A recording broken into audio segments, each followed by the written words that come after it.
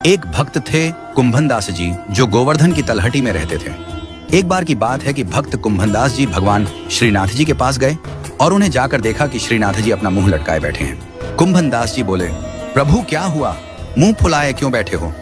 श्रीनाथ जी बोले, क्या बताऊं कुंभन, आज माखन खाने का मन कर रही हो है।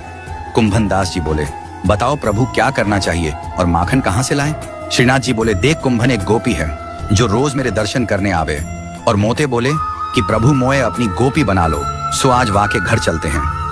कुंभनदास जी बोले, प्रभु काऊ ने देख लियो तो कहाँ होगो? श्रीनाथ जी बोले, कौन देखेगो, आज वाके घर में शादी है, सब बारात में गए हैं, घर पर सब गोपी ही गोपी है और हम तो चुपके से जाएंगे। कुंभनदास जी बोले, ठीक प्रभु, मैं बूढ़ा और तुम हट्टे कट्टे हो, कोई बात है, गई तो छोड़ के मत भाग अयोम। श्रीनाथ जी बोले, ठीक है पक्की, साथ साथ भागेंगे, कोई गोपी आ गई तो नहीं तो माखन खा के चुपचाप भाग आएंगे। श्रीनाथ जी और कुंभनदास जी दोनों गोपी के घर में जाने के लिए निकले और चुपके से घर के बगल से एक छोटी सी दीवार से होकर जाने की योजना बना ली।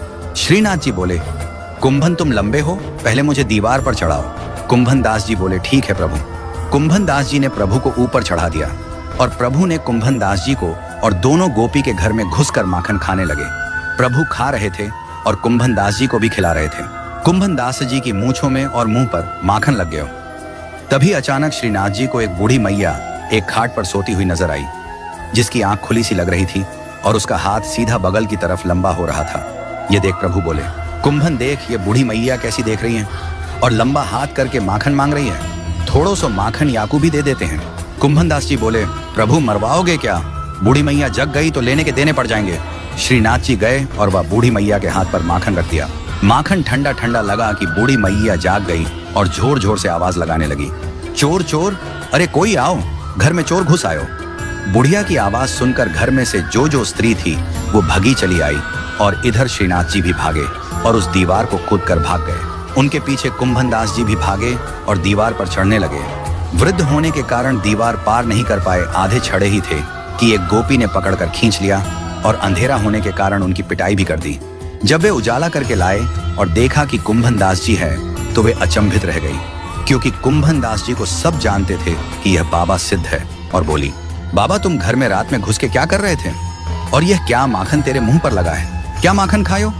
बाबा तुम कह देते तो हम तुम्हारे पास ही पहुंचा देते, इतना कष्ट करने की क्या जरूरत थी? बाबा चुप थे, बोले भी तो क्या बोले। गोपी बोली, बाबा एक शंका है कि तुम अकेले तो नहीं आए होंगे, क्योंकि इस दीवार को पार तुम अकेले नहीं कर सकते। कुंभनदास जी बोले, अरे गोपी कहाँ बताऊं, या श्रीनाथ जी के मन में तेरे घर को माखन खाने के मन में आ गई।